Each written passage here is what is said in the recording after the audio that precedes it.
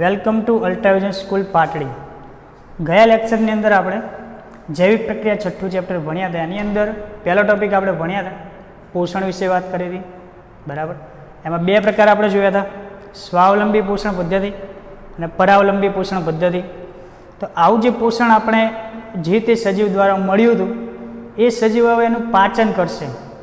બરાબર, એ પાચન કેવી રીતના કરે એને આપણે અત્યારે એની ચર્ચા કરીશું.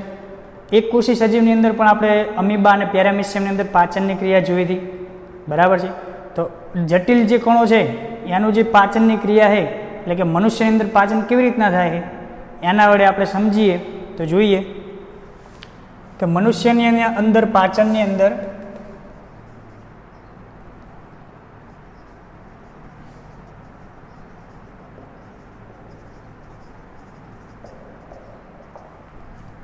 અમીબા અને પેરામિશિયમ કરતાં ખૂબ જટિલ જોવા મળે. જટિલ કેમ કહેવામાં આવે? કારણ કે આની અંદર ઘણી બધી જૈવિક પ્રક્રિયાઓ જે આપણે ઉત્સર્ગ પ્રક્રિયાઓ થતી હોય, જઠરની પાચનની ક્રિયા થતી હોય, હૃદયની ધબકવાની ક્રિયા થતી હોય, બધી જે જૈવિક પ્રક્રિયાઓ હોય એમાંની એક પ્રક્રિયા એટલે પાચન. બરાબર, જે જઠર દ્વારા અને નાના આંતરડા દ્વારા થશે એના વિશે ટોપિક ભણો, એટલા માટે એક જટિલ પ્રક્રિયા કહેવાય. પહેલાં આપણે આકૃતિને સમજીએ, નામ નિર્દેશન પહેલાં સમજી લઈએ, પછી એને ટોપિક વાઇઝ સમજીએ. પહેલાં શરૂઆત આપણે પાચન થશે, એમાં પહેલો એક ભાગ આવે કે જીભ. જીભની પહેલાં આપણે એક ભાગ લેવો હોય તો આપણે ગણી શકીએ મુખ. બરાબર, તો મુખ. ત્યાર પછીનો ભાગ આગળ આપણે જઈએ તો અન્નનળી આવશે. અહીંયાથી આટલા સુધીનો ભાગ એટલે અન્નનળી. બરાબર છે, એ આપણે અહીંયા દર્શાવેલી છે. અન્નનળી પછીનો જે ભાગ આવશે એ જઠર, જે પણ આપણે અહીંયા સમજવાનું છે. જઠર પછીનો ભાગ આવશે નાનું આંતરડું અને મોટું આંતરડું. પ્રથમ મોટા આંતરડાની અંદર દાખલ થશે, ત્યાંથી પહેલાં પ્રક્રિયા થશે નાના આંતરડાની અંદર થશે, પછી ત્યાંથી ખોરાક હશે પસાર થતો થતો છેક નાના આંતરડા સુધી પહોંચશે, મોટા આંતરડા સુધી પહોંચશે, અને મોટા આંતરડાથી મળદ્વાર એટલે છેલ્લે ત્યાંનો ખોરાક હશે એ સંપૂર્ણ પાચન થઈ અને જે ઉત્સર્ગ પદાર્થ સ્વરૂપ જે વધશે એ બધો જ ઉત્સર્ગ પદાર્થ આપણે બહાર ફેંકાઈ જશે. બરાબર, તો આટલા ટોપિક વાત કરવાની છે. એની અંદર દરેકનું મુખ્ય કાર્ય શું હશે એના વિશે ચર્ચા કરવાની. તો આપણે જ્યારે પણ કોઈ ખોરાક લઈએ એટલે સૌપ્રથમ મુખ દ્વારા આપણે એની એન્ટ્રી કરાવીએ, એટલે મુખ દ્વારા સૌપ્રથમ ખોરાક આપણે પ્રવેશશે. તો મુખની અંદર કઈ કઈ પ્રક્રિયાઓ થશે? તો પહેલાં તો લાળ ગ્રંથિમાંથી જે લાળ રસ ઉત્પન્ન થશે એના દ્વારા ખોરાકનો જે જટિલ કણ હતો એટલે કે એ પોચો બનશે. જે પહેલાં ખોરાકનો કણ હતો, રોટલીનો કણ કે કોઈ એક ખોરાક લીધો હશે તો એ કઠણ હશે, પણ એની અંદર લાળ ગ્રંથિમાંથી લાળ રસ ઉમેરાય એટલે એ પોચો બનશે. પોચો શા માટે બને અથવા તો પોચો શા માટે બનાવવામાં આવે? તો એ શરીરની અંદર અન્નનળીમાંથી સરળતાથી અન્નનળીમાંથી ખોરાક વહી શકે એટલા માટે એને પોચો બનાવવામાં આવે. પોચો બનવા માટે એની અંદર કઈ ગ્રંથિમાંથી કયો એક ઉત્સેજક ઉમેરાશે? તો અહીંયા પહેલો ટોપિક સમજ્યા એ સ્ટાર્ચ, એટલે કે પહેલાં કે જોઈએ કે દાંત વડે ખોરાક એ નાના ટુકડામાં વિભાજિત થશે. પછી એની અંદર સ્ટાર્ચ, જે ખોરાક આપણે લીધો છે એની અંદર સ્ટાર્ચ રહેલો હોય. બરાબર, જે આપણને આપણા શરીરને ઉર્જા આપવા માટે એ મદદ કરશે. સ્ટાર્ચ જે એ જટિલ અણુ છે. આવો જટિલ અણુ હશે એ એમાઇલેઝ નામના ઉત્સેજકથી જળ વિભાજન એટલે કે લાળ ગ્રંથિ જે ઉમેરાય એની અંદર પાણીનું પ્રમાણ પણ હોય, એટલે એનાથી જે ખોરાકનો કણ હશે એ પોચો બનશે. એટલે એને એક આપણે પ્રક્રિયા સ્વરૂપે જળ વિભાજન નામ કહી શકીએ.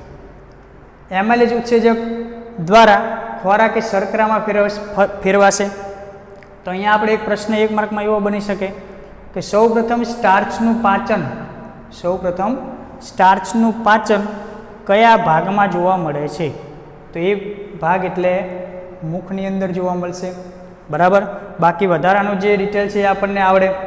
ખાસ યાદ રાખવાનું એ આટલો આખો જે ભાગ છે કયો ઉત્સેજક, તો એમાઇલેઝ. શેમાં ફેરવે? તો શર્કરામાં. શેમાંથી ફેરવાય છે? તો સ્ટાર્ચ. અને સૌપ્રથમ પાચન સ્ટાર્ચનું ક્યાં થાય? તો મુખની અંદર. મુખની અંદર એક બીજો પણ ભાગ આવેલો છે, જીભ. તો જીભનું કાર્ય શું? તો એ આપણા ખોરાકના કણને આપણે જ્યારે પણ ખોરાક લઈએ છીએ ત્યારે એ ખોરાકને એક બાજુથી બીજા ભાગમાં, આ બાજુના ભાગમાંથી આ બાજુને એક અરસપરસ જે છે એ લાળ રસ સાથે ભેળવવા માટે એક ભાગમાંથી બીજા ભાગમાં એ આપણને ખોરાકને મદદ કરશે, કે જેનાથી લાળ ગ્રંથિની અંદર ઉમેરાતી જાય, ખોરાક વધારે પોચો બને અને સરળતાથી અન્નનળી દ્વારા એ જઠર સુધી પહોંચી શકે. બરાબર, તો પહેલો એક ભાગ મુખ, જેની અંદર આટલી કેટલીક પ્રક્રિયાઓ જોવા મળશે. બીજો ભાગ જોઈએ જઠર. તો જઠરની આકૃતિમાં આપણે જોઈએ તો આટલો જે ભાગ છે એ સંપૂર્ણ જઠરનો ભાગ છે આટલા સુધીનો. જઠરની અંદર ખોરાક ક્યાંથી આવે તો અન્નનળી દ્વારા દાખલ થશે. જઠરની અંદર જ્યારે ખોરાક આવશે ત્યારે એનું વધારે પાચન થવાની ક્રિયા શરૂ થશે, એટલે કે જઠર વિસ્તરણ પામશે. વિસ્તરણ એટલે પહોળું થવું અને સંકુચન એટલે ટૂંકું થવું એમ. તો જ્યારે પણ ખોરાક આવશે ત્યારે જઠર એ વિસ્તરણ પામશે, બાકી નોર્મલ સ્થિતિની અંદર એ થોડુંક સંકોચાયેલું રહેશે. વિસ્તરણ પામે ત્યારે એની અંદર 3 સ્ત્રાવ કાર્ય કરશે. 3 સ્ત્રાવ પહેલાં એની અંદર જોવા જોઈએ તો ખોરાકના પહોંચતા એ વિસ્તરણ પામશે. 3 સ્ત્રાવ એની અંદર જોવા મળશે. પહેલો સ્ત્રાવ છે એ HCl એટલે હાઇડ્રોક્લોરિક એસિડ. હાઇડ્રોક્લોરિક એસિડનું કાર્ય શું છે તો એ એસિડિક માધ્યમ પૂરું પાડે. એસિડિક માધ્યમ પૂરું પાડે એટલે શા માટે તો આપણે જ્યારે પણ ખોરાક લઈએ ત્યારે ખોરાકની અંદર કેટલાક બેક્ટેરિયા પણ ખોરાકની સાથે આવી શકે. તો આવા બેક્ટેરિયાને મારવા માટે, એનો નાશ કરવા માટે એસિડિક માધ્યમ પૂરું પાડે એટલે કે હાઇડ્રોક્લોરિક એસિડ. આપણને ખબર છે એસિડ એક કેટલાક સજીવો નાના જે જીવાણુ હોય એને મારવા માટે પર્યાપ્ત છે એમ. તો એ એસિડિક માધ્યમ વડે જે કોઈ પણ બેક્ટેરિયા છે એનું મૃત્યુ કરવા માટે ઉપયોગી છે. બીજું એનું કાર્ય શું છે, પેપ્સિન ઉત્સેચકને મદદ કરશે. પેપ્સિન ઉત્સેચક પણ એક જઠરની અંદર ઉમેરાતો બીજા નંબરનો સ્ત્રાવ છે. પેપ્સિન પણ બીજા નંબરનો સ્ત્રાવ એને ઉત્પન્ન કરવા માટે એટલે કે એનું સંશ્લેષણ કરવા માટે એ HCl મદદ કરશે. બરાબર. તો એક આપણા માટે એક પ્રશ્ન બની શકે કે પેપ્સિનનું સંશ્લેષણ કરવા કોણ મદદ કરે તો એ HCl હાઇડ્રોક્લોરિક એસિડ. બીજો સ્ત્રાવ પેપ્સિન. તો પેપ્સિનનું કાર્ય શું તો કે પ્રોટીનનું પાચન કરવાનું કાર્ય કરશે. પહેલાં આપણે મુખની અંદર કોનું પાચન થયું, સ્ટાર્ચનું પાચન થયું. જઠરની અંદર શેનું પાચન થશે, પ્રોટીનનું પાચન થશે. અને આ પ્રોટીનનું પાચન કોના દ્વારા થશે, કયા સ્ત્રાવ દ્વારા થશે તો કે પેપ્સિન વડે. બરાબર. તો બીજો એક પ્રશ્ન આપણા માટે સારો એવો બની શકે કે સૌ પ્રથમ પ્રોટીનનું પાચન ક્યાં જોવા મળે, કયા ભાગમાં જોવા મળે તો જઠરની અંદર જોવા મળશે. બરાબર. અને એની અંદર પ્રોટીનનું પાચનનો સૌપ્રથમ ભાગ જોવા મળશે. ત્રીજો એક એનો સ્ત્રાવ થાય છે જઠરની અંદર શ્લેષ્મ. શ્લેષ્મ એ ક્યાં આપણને જોવા મળે તો આપણે જે જઠરની અંદર આ હું જે ભાગ દર્શાવું છું અંદરની દિવાલ, બરાબર, જે અંત આવરણ છે એટલે આપણે અંદરની દિવાલ કહીએ, એ અંદરની દિવાલની અંદર એ ઉત્પન્ન થશે. શ્લેષ્મનું એક સ્તર રચાશે. બરાબર. એની દિવાલ જો એક સ્તર રચાશે. શા માટે તો આપણને ખબર છે કે હાઇડ્રોક્લોરિક એસિડ છે તો એસિડ જે છે એ તો આપણે ત્વચા માટે નુકસાનકારક છે. બરાબર. આપણે સાફ સફાઈમાં એસિડ વાપરીએ તો ત્વચાને અડી જાય તો એ નુકસાન કરે.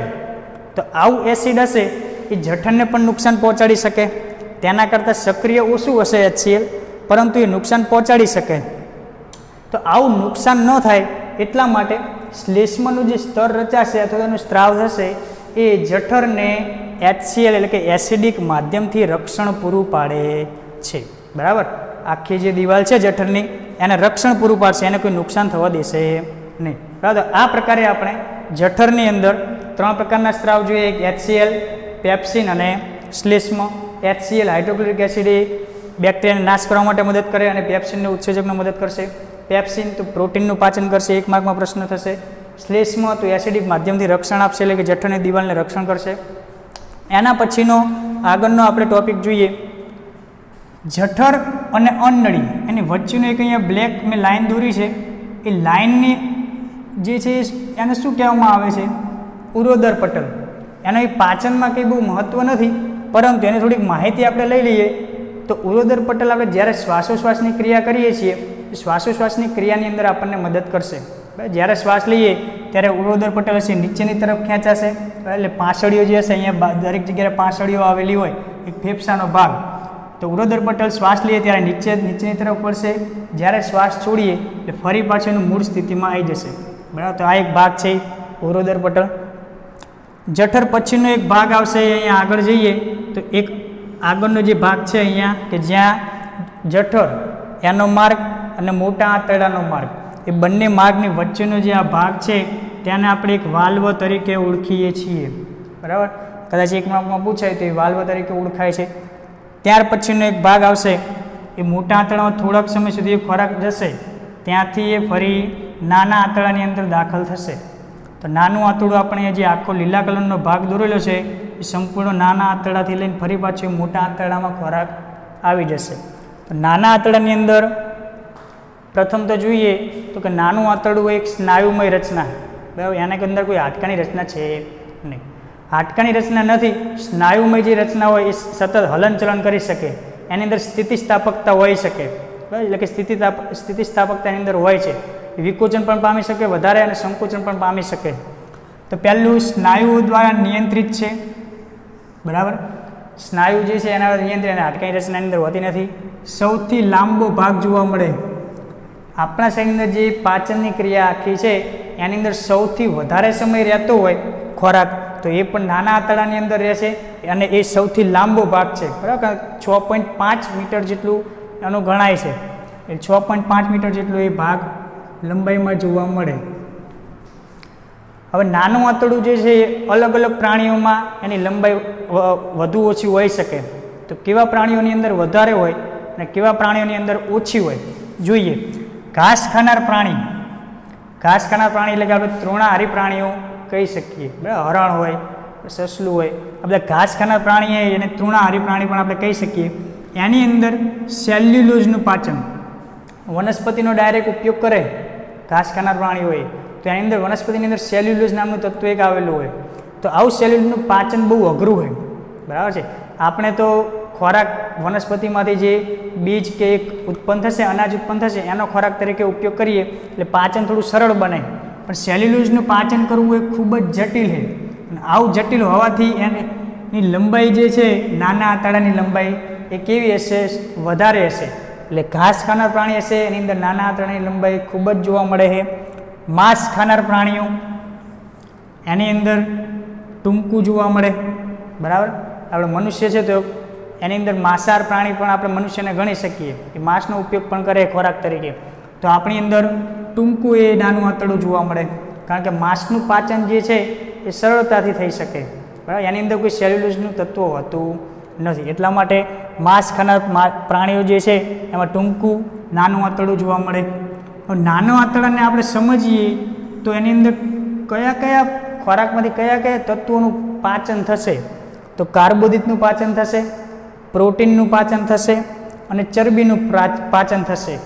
પ્રોટીનનું પાચન બે જગ્યાએ થશે, એક જઠરની અંદર પણ આપણે જોયું હતું, એ જઠરની અંદર પણ પ્રોટીનનું પાચન જોયું હતું, અને બીજું નાના આંતરડાની અંદર પણ પ્રોટીનનું પાચન થાય.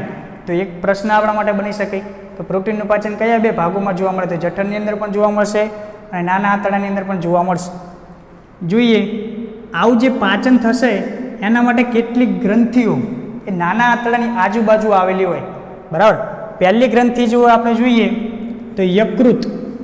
તો યકૃત એ આપણને અહીંયા એક ભાગ દોરેલો છે કે જે ઉરોદર પટલથી નીચે અને જઠરથી ઉપરના ભાગે એ જોવા મળે છે, બરાબર. એટલે જમણી સાઈડ જોવા મળે. આ રીતના આપણે જોઈએ તો એ જમણી સાઈડ જોવા મળશે. તો જઠરથી જમણી સાઈડ બાજુ આપણને યકૃત જોવા મળશે, ઉરોદર અને જઠરની વચ્ચે. તો યકૃત વિશે વાત કરીએ તો યકૃત કોનો સ્ત્રાવ કરશે, પિત્તરસનો સ્ત્રાવ કરશે. હવે જે ખોરાક એ નાના આંતરડાની અંદર પ્રવેશી ગયો છે તો પહેલી ગ્રંથિ એ પાચન માટે મદદ કરતી ગ્રંથિ કઈ તો યકૃત. તો યકૃતની અંદર કયો સ્ત્રાવ ઉત્પન્ન થશે, પિત્તરસ. એટલે આ જે ભાગ છે એની અંદર પિત્તરસ ઉત્પન્ન થશે અને આવો પિત્તરસ એ ફરીથી અહીંયાથી એ નાના આંતરડાની અંદર દાખલ થશે, બરાબર. તો પિત્તરસનો સ્ત્રાવ જઠરમાંથી આવતા એસિડિક ખોરાકને આલ્કલિયામાં ફેરવે. આલ્કલિયામાં એટલે સમજો કે જઠરની અંદર જે ખોરાક હતો એની અંદર કયું એક અંતઃસ્ત્રાવ ઉમેરાણો હતો તો કે HCl ઉમેરાણો હતો, એટલે કે એસિડ ઉમેરાણો હતું. હવે એસિડ જે હતું એ જઠરની અંદર દિવાલને રક્ષણ કેવી રીતના પૂરું પાડતું તો કે શ્લેષ્મના સ્ત્રાવ વડે. અહીં છેલ્લો આપણે સમજ્યા, શ્લેષ્મના સ્ત્રાવ વડે એસિડથી રક્ષણ પૂરું પાડતું. પણ નાના આંતરડાની અંદર એસિડ શ્લેષ્મનું સ્તર તો છે નહીં, તો એને એસિડિક જે ખોરાક જઠરમાંથી આવ્યો તો એ એસિડવાળો તો હશે જ. તો આવો એસિડવાળો ખોરાક જ્યારે નાના આંતરડામાં આવે તો નાના આંતરડાની દિવાલને નુકસાન ન પહોંચાડે એટલા માટે એ જે ખોરાક એસિડિક ખોરાક હશે એ શેમાં ફેરવાઈ જશે, આલ્કલિયામાં ફેરવાઈ જશે. અને આવું આલ્કલિય હશે એ નાના આંતરડાને નુકસાન થવા દેતું નથી, કારણ કે એની અંદર એસિડિક માધ્યમ હોતું નથી. પિત્તરસનો સ્ત્રાવ બીજું પણ એક કાર્ય કરે, સ્વાદુપિંડના ઉત્સેચકોની ક્રિયામાં મદદ કરશે. સ્વાદુપિંડ આપણે આગળ ગ્રંથિ જોઈશું તો એનામાંથી જે ઉત્સેચકો ઉત્પન્ન થશે, બરાબર, જે ખોરાકના પાચન માટે મદદ કરશે એના સંશ્લેષણ માટે એને મદદ કરશે. એટલે બીજું કાર્ય એનું થશે કે ઉત્સેચકોને મદદ કરશે. કોના ઉત્સેચકોને? સ્વાદુપિંડના. ત્રીજું કાર્ય આપણે જોઈએ, ચરબી પર પ્રક્રિયા એટલે કે મોટા ચરબીના ગોલકોનું વિખંડન. નાના આંતરડાની અંદર જે કંઈ પણ ત્વચા સાથે ચરબીના ગોલકો જોડાયેલા હોય, ચરબીના ગોલકો આ રીતના આપણે એનું મોટું સ્વરૂપ સમજીએ તો એ નુકસાન પહોંચાડે. તો આવા ગોલકોને તોડી નાખવામાં આવે, ટુકડા કરી નાખવામાં આવે. ટુકડા કરો એટલે એ નાના નાના ગોલકોમાં ફેરવાઈ જશે, જેનાથી પાચનની પ્રક્રિયા સરળ બનશે. અને આવી પાચનની પ્રક્રિયા સરળ બને એ ચરબીના ગોલકોનું વિખંડન, જે આપણે સમજ્યા એ પ્રમાણે, એને તૈલોદીકરણની પ્રક્રિયા પણ કહેવામાં આવે. બરાબર, કેમિસ્ટ્રીની અંદર આપણે તૈલોદીકરણનો શબ્દ આવશે ત્યારે તમને એ સમજ પડી જશે કે તૈલોદીકરણ એટલે શું. તે વિખંડનની ક્રિયા ચરબી પર પ્રક્રિયા કરવા માટે આવે એને તૈલોદીકરણ કહેવામાં આવે. ચલો, તો યકૃત એ પિત્તરસનો સ્ત્રાવ કરશે, નાના આંતરડામાં જશે, 3 કાર્ય કરશે. જઠરમાંથી આવતા એસિડિક માધ્યને આલ્કલીયમાં ફેરવશે, સ્વાદુપિંડના ઉત્સેચકોની મદદ કરશે અને ચરબી પર પ્રક્રિયા કરી એના મોટા ગોલકો એને વિખંડન કરશે, એટલે કે તોડી નાખશે, વિભાજન કરી નાખશે. બીજી ગ્રંથિ સ્વાદુપિંડ ગ્રંથિ. તો આપણને જે અહીંયા આટલો લીલા કલરનો ભાગ જોવા મળે એ સ્વાદુપિંડ ગ્રંથિ જોવા મળે. એનું સ્થાન ક્યાં છે? જઠર અને મોટા આંતરડાની વચ્ચે, એટલે જઠરની નીચે જોવા મળે. બરાબર, એ નાના આંતરડાની અંદર નથી હોતી. બંને યકૃત અને સ્વાદુપિંડ બંને બહાર આવેલી હોય છે. સ્વાદુપિંડ એ સ્વાદુનો રસનો સ્ત્રાવ કરશે, સ્વાદુ રસનો સ્ત્રાવ કરશે. એની અંદર કયા કયા સ્ત્રાવની અંદર શું મદદ કરશે? પાચનની અંદર સ્ત્રાવ તો ટ્રિપ્સિન ઉત્સેચક એ પ્રોટીનના પાચન માટે મદદ કરશે. સ્વાદુરસમાંથી 2 પ્રકારના સ્ત્રાવ ઉત્પન્ન થશે. એક ટ્રિપ્સિન, બરાબર, એટલે કે ટ્રિપ્સિન ઉત્સેચક, અને બીજો હશે લાઇપેજ ઉત્સેચક. પહેલો છે એ ટ્રિપ્સિન ઉત્સેચક, બીજો છે લાઇપેજ ઉત્સેચક. ખોરાકની અંદર જે પ્રોટીન રહેલું હોય, બાકીનું જે અહીંયા વાત કરી હતી આપણે કે નાના આંતરડામાં પણ પ્રોટીનનું પાચન થશે, જઠરની અંદર થશે, તો અહીંયા સ્વાદુપિંડ એ પ્રોટીનના પાચન માટે મદદ કરશે. એટલે કે ટ્રિપ્સિન ઉત્સેચક હશે એ પ્રોટીનના પાચન માટે મદદ કરશે. એટલે કે આ ગ્રંથિ છે એની અંદર 2 પ્રકારના ઉત્સેચક ઉત્પન્ન થશે, એક ટ્રિપ્સિન અને એક લાઇપેજ. બરાબર, આ ગ્રંથિની અંદર એ પછી અહીંયા ઉમેરાશે. તો ટ્રિપ્સિન શું મદદ કરશે? પ્રોટીનના પાચન માટે. ખોરાકમાં જેટલું પણ પ્રોટીન છે એનું પાચન કરી નાખશે. અને લાઇપેજ હશે તો એ ચરબીનું પાચન કરશે. કારણ કે આપણે જે ખોરાક ખાઈએ એની અંદર ઘણું બધું હોય, વિટામિન પણ હોય, ચરબી પણ હોય, પ્રોટીન પણ હોય. તેમ પ્રોટીનનું પાચન થશે અને ચરબીનું પાચન. આપણે જે શરીર વધી જાય તેમાં ચરબીનું પ્રમાણ વધારે હોય તો એ ચરબીનું પાચન કરવા માટે કયો એક ઉત્સેચક મદદ કરશે? લાઇપેજ ઉત્સેચક. પછીનો એક ભાગ છે, એક એની અંદર મદદ કરતી એક અંતઃસ્ત્રાવ એટલે કે આંત્રરસ. બરાબર, એ નાના આંતરડાની અંદર જે અહીંયા આખો લીલા કલરનો આપણો ભાગ જે છે અંદરનો, એ નાના આંતરડાની અંદરની દિવાલ એ અંતઃ આવરણ જે જોવા મળે એ અંદરની દિવાલની અંદર આંત્રરસ જોવા મળે. એ કોઈ અલગથી ગ્રંથિ છે નહીં. જેમ જઠરની અહીં નીચે સ્વાદુપિંડ અને પિત્તરસ એટલે કે યકૃત જે છે એની જેમ એ અલગ ગ્રંથિ નથી. આ નાના આંતરડાની અંદરની દિવાલમાં એ જોવા મળશે. એટલે કે આંતરડાની દિવાલની અંદર એ જોવા મળશે. એ શું કાર્ય કરશે? તો જે સ્વાદુપિંડની અંદર કાર્ય થયું, બરાબર, જે પ્રોટીનનું પાચન થયું અને ચરબીનું પાચન થયું, એને આગળ પ્રક્રિયા વધારશે. આપણે જે કંઈ પણ ખોરાક ખાઈએ છીએ એ રોટલીના કણમાંથી છેક પ્રોટીન, કાર્બોદિત, એમિનો એસિડ આમાં ફેરવવાની એક આખી લાંબી પ્રક્રિયા છે એ ધીમે ધીમે આપણે અહીંયા ક્રમમાં જોઈએ છીએ. સ્વાદુપિંડ, તેમાં પ્રોટીન અને ચરબીનું, ત્યાર પછી પ્રોટીનનું જે પાચન હશે એમિનો એસિડમાં થશે. કોના વડે? તો કે આંત્રરસ ઉમેરવાથી. જ્યારે નાના આંતરડાની અંદર આ પ્રક્રિયા ચાલતી હશે, પ્રોટીન અને ચરબી બની ગઈ હોય, ત્યાર પછી એ પ્રોટીનનું પાચન જે એમિનો એસિડમાં થઈ જશે. અને એમિનો એસિડ પછી આપણને એમાં ઉર્જાને, આપણને ચાલવાની ફરવાની એ બધી શક્તિ મળે એમાંથી. એટલે આંતરરસ એમિનો એસિડમાં, પછી ચરબીનું ફેટી એસિડમાં અને ગ્લિસરોલમાં. જે અહીંયા આપણે ભાગ જોયો લાઇપેજ હશે ચરબીના પાચન માટે. આ જે ચરબી હશે શેમાં ફેરવાઈ જશે? ફેટી એસિડ અને ગ્લિસરોલમાં ફેરવાઈ જશે. બરાબર, બંને ભાગો છે અને આપણે કંઈ વધારે સમજવાની જરૂર નથી, ખાલી યાદ રાખવાના છે કે કયા સ્વરૂપમાં ફેરવાય. તો ફેટી એસિડ અને ગ્લિસરોલ. બરાબર, પછીનું એક ખોરાકની અંદર રહેલું કાર્બોદિત એ ગ્લુકોઝમાં ફેરવાઈ જશે. ગ્લુકોઝ એક ગળ્યો પદાર્થ આપણે કહીએ તે. અને ગ્લુકોઝમાંથી પછી ધીમે ધીમે પ્રક્રિયા થાય, એક આખી એક ફોસ્ફોરેશનની પ્રક્રિયા કહીએ તો એનાથી આપણને પાયરુવિક એસિડ બને. પાયરુવેટ એસિડની પ્રક્રિયા જે આપણને પછી એમાંથી એટીપી મુક્ત થતી રહે દરેક એક પ્રક્રિયા વખતે, બરાબર. તો આ પ્રકારે આપણે નાના આંતરડાનો ટોપિક છે એ ખૂબ જ મહત્ત્વનો છે. ક્રમમાં જોઈએ પ્રમાણે એમાં ઘાસ ખાનાર પ્રાણી હોય તો એમાં લાંબુ જોવા મળે, માંસ ખાનાર પ્રાણી હોય તો એમાં ટૂંકું જોવા મળશે. કયાનું પાચન થશે તત્વોનું? તો કાર્બોદિત, પ્રોટીન અને ચરબીનું પાચન થશે. ગ્રંથિઓ કઈ? તો યકૃત, સ્વાદુપિંડ, આંતરરસ. અને ચોથા નંબરની એક આપણે ભણીશું એ રસાંકુરો, બરાબર. યકૃતની અંદર 3 પોઈન્ટ આલ્કલિયનમાં એટલે કે પહેલો પિત્તરસનો સ્ત્રાવ થશે, જઠરમાંથી એસિડિક માધ્યમ પૂરો પાડે એ આલ્કલિયમાં ફેરવાશે. સ્વાદુપિંડ ઉત્સેજક હશે એમાં મદદ કરશે. અને ત્રીજો એક ચરબી પર એટલે કે ગોલકોને તોડવાનું કાર્ય કરશે. અને સ્વાદુપિંડ હોય તેમાં ખાસ આ 2 શબ્દો યાદ રાખવાના, ટ્રિપ્સિન ઉત્સેજક અને લાઇપેઝ ઉત્સેજક. આંતરરસ છે તો એમાં પ્રોટીનનું પાચન એમિનો એસિડમાં, ચરબીનું ફેટી એસિડમાં અને ગ્લિસરોલમાં, અને કાર્બોદિતનું ગ્લુકોઝમાં રૂપાંતર થશે. ચોથા નંબરનું જે નાના આંતરડાની અંદર એક ભાગ આવેલો છે એટલે ગ્રંથિ આપણે કહીએ તો રસાંકુરો, બરાબર છે. ફરીથી અહીંયા તમને લખી આપું. રસાંકુરો એ એક કેવી રચના છે? તો સમજો કે આ એક નાનું આંતરડું છે તો એની અંદર આ રીતના પ્રવર્ધુ જેવી રચના જોવા મળે, બરાબર. કેશિકા જેવી, આંગળી જેવી રચના જોવા મળે.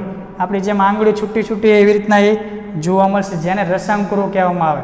એને આપણે વૈજ્ઞાનિક ભાષામાં કહીએ તો પ્રવર્ધો કહીએ. તો શેષાંત્રમાં આંગળી જેવા પ્રવર્ધોને રસાંકુરો કહેવામાં આવે છે. શેષાંત્ર એ કેવો ભાગ? તો નાના આંતરડાનો અંદરનો જે ભાગ છે એને શેષાંત્ર કહેવામાં આવે, બરાબર. અહીંયા છેલ્લે આપણે અહીંયા જોઈએ આ ભાગ બધો, તો એ શેષાંત્ર કહેવામાં આવશે. તો શેષાંત્રમાં આંગળી જેવા પ્રવર્ધોને રસાંકુરો કહેવામાં આવે. એની અંદર શું આવેલું હોય? તો રુધિર વાહિનીઓ આવેલી હશે. એની અંદર સાથે જોડાયેલી રુધિર વાહિનીઓ જોવા મળશે. શા માટે? કે જે કોઈ પણ ખોરાકનું પાચન થાય એ નાના આંતરડાની અંદર જ રાખવાનું હોય? તો કે ના, નાના આંતરડામાં જે પાચન થયેલા બધા જ તત્વો હશે એ બધા જ ખેંચવાના છે, એનું શોષણ કરવાનું. અને એ શોષણ કરી અને રુધિરની અંદર દાખલ કરવાનું. જે રુધિરમાં દાખલ થશે તો જ શરીરના બધા કોષો સુધી એ પહોંચી શકે એમ. તો એટલા માટે તેમાં રુધિર વાહિનીઓ જોડાયેલી હશે. અને આવી રુધિર વાહિનીઓએ અભિશોષણનું કાર્ય કરે. અભિશોષણ એટલે જે કંઈ પણ અહીંયા આપણે જોયું કાર્બોદિત હોય, પ્રોટીન હોય, ચરબી હોય, આ બધા જ તત્વોનું અભિશોષણ એટલે શોષણ થવું. આવું શોષણ થઈ અને એ છેક કોષો સુધી પહોંચે. કોષો એટલે શરીરના પગથી લઈ અને મગજ સુધી બધા જ કોષો, ચેતાકોષ, જે બધા હાડકાના કોષો આવેલા, અસ્થિ કોષો, બધા જ કોષો સુધી આપણને રુધિર વાહિની વડે બધા જ ચરબી, પ્રોટીન, કાર્બોદિત પહોંચી જશે. તો આ પ્રકારે આપણે નાના આંતરડાની અંદર રસાંકુરો, સ્વાદુપિંડ, આંતરરસ અને યકૃત 4 પ્રકારના સ્ત્રાવો જોવા મળે. છેલ્લે આપણે જોઈએ કે નાના આંતરડામાંથી ખોરાક હશે મોટા આંતરડામાં દાખલ થશે. મોટા આંતરડાની અંદર જે દાખલ થશે ત્યારબાદ મુખ્ય શોષણ કોનું થશે? પાણીનું. જેટલી પણ આપણે પાચનની ક્રિયા સમજ્યા ત્યાં ક્યાંય આપણને પાણીનું પાચન એટલે કે એનું શોષણ, એમ પાણીનું શોષણ ક્યાંય જોવા નહીં મળ્યું. એટલે મોટાભાગનું જે પાણી હશે એ આપણને મોટા આંતરડાની અંદર શોષાઈ જશે. પાણીનું શોષણ થાય છે એટલા માટે જ છેલ્લે જે મળદ્વાર છે એ મળદ્વારમાંથી ઉત્સર્ગ પદાર્થ જે આપણે મળ કહીએ એ ઘન સ્વરૂપે બહાર નીકળે છે, બરાબર. તો એટલા માટે મોટા આંતરડાને પાણીનું શોષણ થઈ જાય એટલા માટે જ એ ઘન સ્વરૂપે નીકળે. બાકી જે કંઈ ખોરાક પોચો બનીને આવ્યો છે તેમાં જે બધા સ્ત્રાવો છે ઉમેરાતા ગયા છે એટલા માટે એ ખોરાક હશે એક પ્રવાહી સ્વરૂપે જોવા મળે. પણ જ્યારે પાણીનું શોષણ થઈ જાય બધું જ જે ઘન પદાર્થ છે ઉત્સર્ગ પદાર્થ સ્વરૂપે બહાર ફેંકાઈ જશે. તો આ પ્રમાણે આપણે મનુષ્યની અંદર પાચન પ્રશ્ન આપણને 4 માર્કમાં પૂછાઈ શકે. જો આકૃતિ સાથે પૂછાય તો કંઈક આ પ્રકારે પ્રશ્ન બની શકે કે મનુષ્યની અંદર આકૃતિ, મનુષ્યમાં પોષણની આકૃતિ સમજાવી નાના આંતરડાની સમજ આપો, બરાબર છે. અને જો આકૃતિ ન દોરવાની કીધી હોય તો ફક્ત એનું લખાણનો પ્રશ્ન આવી શકે. 2 માર્કની અંદર પણ પ્રશ્ન આ ચેપ્ટરમાંથી પૂછાય છે. તો 2 માર્કની અંદર આપણને ગ્રંથિઓની માહિતી ખાલી પૂછી હોય તો સમજાઈ શકીએ. ખાલી જઠરની માહિતી પૂછી હોય, જઠરમાંથી 3 પ્રકારના સ્ત્રાવ થાય તો એ માહિતી આપણે લખી શકીએ. બરાબર. આવતો જે ટોપિક છે એ આપણે નેક્સ્ટ લેક્ચરની અંદર સમજીશું. Thank you.